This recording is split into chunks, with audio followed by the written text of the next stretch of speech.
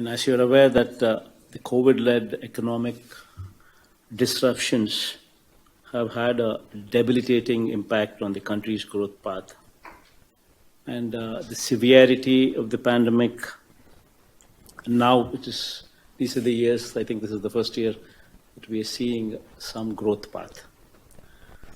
In fact, 2021-22 was one such year where the country's nominal GDP for the financial year was 237 lakh crores, and the growth at current prices during that year, as per the provisional estimates, is 19.5%.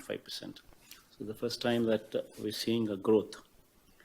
However, the resilience of the economy once again was challenged owing to the inflationary pressures stemming out of geopolitical tensions that we see.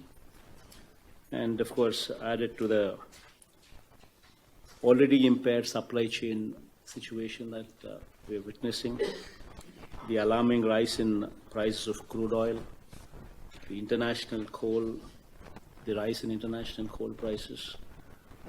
All these things put together have had a severe impact on the common man.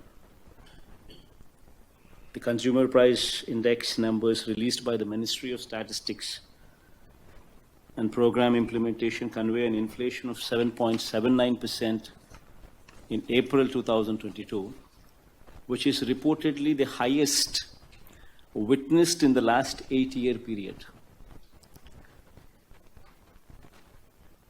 This is one very, very important point. That's why I'm just trying to stress on this point. What is even more disheartening is that the inflation in the rural areas is even higher at 8.38%.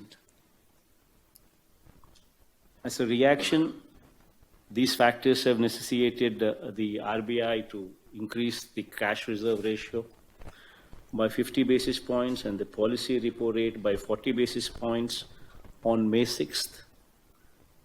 And once again, the policy repo rate was further increased by RBI by another 50 basis points in the committee meeting that took place on the 6th to 8th June 2022.